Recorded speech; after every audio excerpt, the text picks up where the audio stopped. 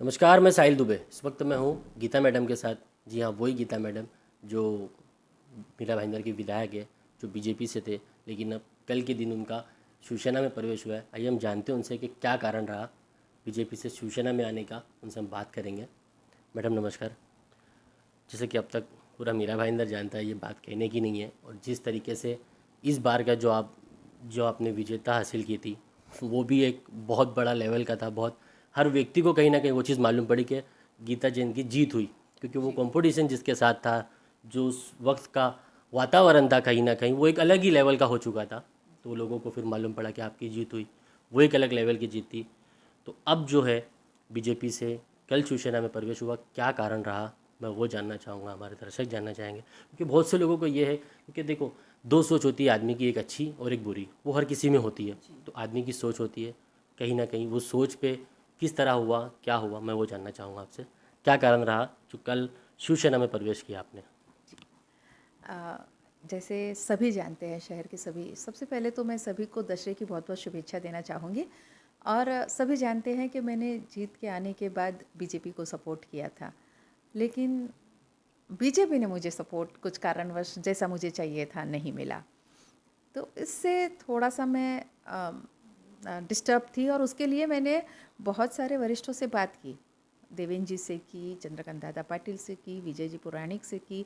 मेरा पत्र व्यवहार हुआ उनके साथ, मैं रूबरू मिल के भी आई और मैसेजेस भी किए, लेकिन वो रिस्पांस नहीं मिला। सिर्फ आश्वासन, नहीं सब ठीक हो जाएगा, हम आते हैं, सब ठीक हो जाएगा। मुझे लगा एक साल तक जो चीज़ ठीक नहीं हुई, शायद आगे क्या ठीक होगी। और शायद बीजेपी को कोई प्रामाणिक नेता की अब ज़रूरत, ईमानदार नेता की कोई ज़रूरत नहीं रही, ऐसा मुझे लगने लगा।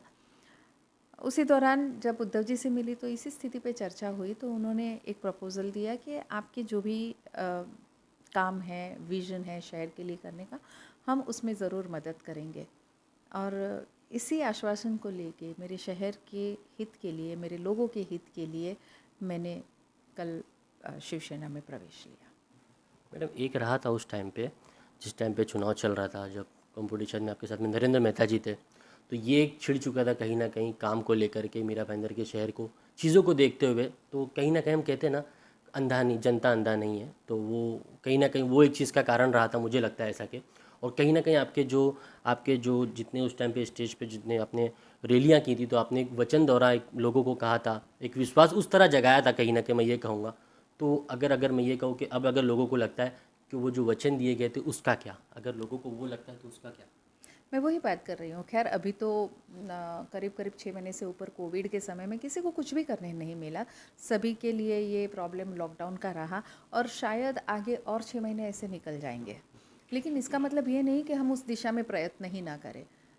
जैसे अनलॉक शुरू हुआ है, लोग धीरे धीरे अपना काम कर रहे हैं। मैं कहती हूँ कि मैं उस गति से नहीं कर पाऊँगी जिसकी मुझे आशा थी, लेकिन धीरे धीरे मुझे भी अपना काम शुरू करना है। काम मेरे कभी बंद ही नहीं थे। इनफैक्ट कोविड पीरियड में भी जो काम करने का, जो सेवा करने का मुझे मौका मिला, ये भी शायद सबके नसीब में नहीं होता। मैं उसे भी बहुत पॉजिटिवली लेती हूँ कि ऐसी सेवा करने का मौका भी एक आमदार को बहुत कम मिलता है, कि रात बेरात सभी पेशेंटों को हम मदद कर रहे हैं। तो ये मानवता का काम भी करने के लिए इस फील्ड में थोड़ा सा स्कोप कम मिलता है, जो मुझे मिला। मैं तो भगवान का शुक्र उसके लिए भी मानती जी हूँ। नहीं, बिल्कुल, हमने वो देखा कि आपने लॉकडाउन की पीरियड में जिस तरह आप निकले, इनफैक्ट आप खुद पॉजिटिव हो गए उस दौरान, वो भी हमने देखा। लेकिन मैं ये कह सकता हूँ कि शिवसेना में आने का एक ये कारण है कि अगर आप बीजेपी में रहते तो क्या ये वचन पूरे नहीं कर पाते जो आपने लोगों को दिया था? कि एक उसका भी एक कारण लगता है, जैसे कि आप बोल रहे हो वो चीज़, तो ये एक उसका मोटो है क्या, मेन पॉइंट, की अगर आप उसमें रहते तो ये वचन या पूरे नहीं कर पाते बीजेपी के दौरान, बीजेपी से रह करके? देखिए, एक साल में तो मुझे यही लगने लगा था कि नहीं होंगे। हो सकता है शायद वो अगले 4 साल में मुझे कुछ मदद करते, लेकिन लगा नहीं, क्योंकि पूरा एक साल बीत गया। बीजेपी ने मुझे बिल्कुल भी वो अहमियत दी ही नहीं जो देनी चाहिए थी। मैंने फिर कहा कि शायद अभी अभी आपके पहले एक पत्रकार आए, वो बोले आपने वो भ्रष्टाचार का मुद्दा निकाला था, तो इसीलिए शायद उनको नहीं चाहिए था ये मुद्दा, क्यों निकाला, इसलिए आपको वो अहमियत नहीं दी जा रही है। तब मैंने कहा ये मेरा ही नहीं, बाकी लोगों का भी यही विचार है कि प्रामाणिक लोगों की अब बीजेपी को ज़रूरत नहीं है।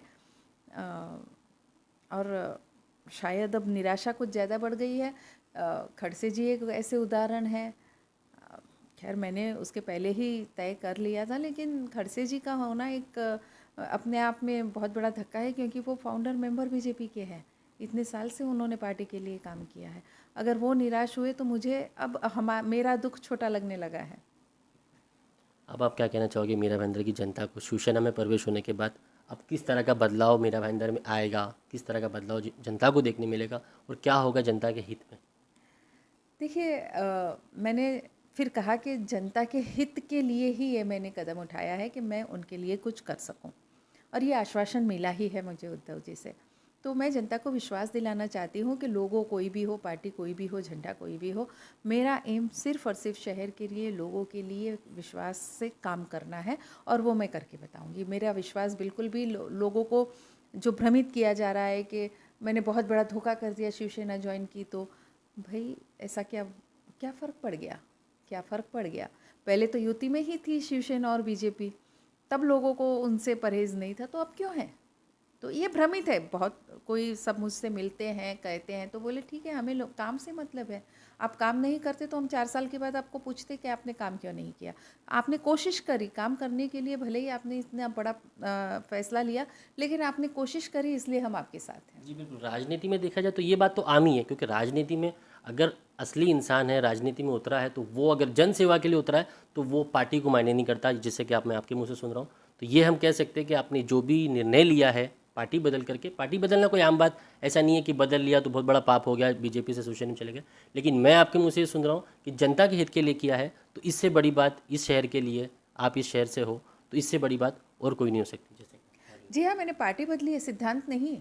अपने काम करने के विज़न को नहीं बदला है। मुझे वही विज़न आज भी है, और मैं उसी के लिए काम करती हूँ। अपने सिद्धांत भी वही है, और इसी के लिए काम करूँगी। लेकिन एक लास्ट सवाल मेरा ये रहेगा कि जैसे कि आप जैन समाज से हो, ठीक है, समाज राजनीति में ये सब तो नहीं होता, लेकिन आपको ऐसा लगता है कि कुछ जैन समाज जो है वो इससे कहीं ना कहीं खिलाफ हो, या फिर इस तरह शिवसेना में जाने से कुछ इस तरह का अगर आपको कोई फ़र्क पड़े उन चीज़ को नहीं, लेकर? देखिए, कुछ लोग ये हवा ज़रूर फैला रहे हैं कि शिवसेना में गए इसलिए एंटी जैन हो गई। भाई, मैं जैन हूँ, मैं गीता जैन ही रहूँगी, और शिवसेना के जाने के बाद मैंने अपना धर्म नहीं छोड़ दिया है, जो इस तरह से बातें फैलाई जा रही है। और मेरे शिवसेना में जाने के बाद भी मैं जैनों के लिए काम नहीं करूँगी, ऐसी बात भी नहीं है। मेरे धर्म के लिए, मेरे लोगों के लिए मैं बिल्कुल काम करूँगी। उसके साथ साथ शहर के दूसरे धर्म के लोगों के लिए भी मुझे काम करना है। पर इसका मतलब मैंने फिर कहा कि मेरे धर्म से चलित हो गई, ऐसी तो कोई बात नहीं। क्यों ये भ्रम फैलाया जा रहा है? तो राजनीति में धर्म का होना लाजमी है, लेकिन धर्म की राजनीति करना अब लोग इतने भोले नहीं रह गए हैं। धन्यवाद। ये थी गीता मैडम जिनसे हमने बात की। ये बात सही में सच है कि लोगों का काम है कहना, वो तो कहेंगे, लेकिन जिस तरीके से बीजेपी से शिवसेना में प्रवेश हुआ है, सिर्फ इसलिए हुआ है कि वो जनसेवा कर सके। जात धर्म नेता के लिए नहीं होता, उसको सबको देख के चलना होता है। तो इनका ये कहना है किसी भी धर्म को लेकर कोई बात हो, ऐसा कुछ नहीं है, इनको सबके लिए काम करना है। जैन समाज हो, मुस्लिम समाज हो, हिंदू समाज हो, ये इस शहर की एमएलए रही है, इनको इनका फ़र्ज़ है इन सारी चीज़ों को काम करना। तो इनके लिए जात धर्म मायने नहीं करता, और ये अपना काम पूरी ईमानदारी और शिद्दत से, जो भी इनके वचन थे, पूरे वचनों पे खरी उतरेंगी, ऐसा इनका कहना है। HD news glamour times, Mira Bhayandar.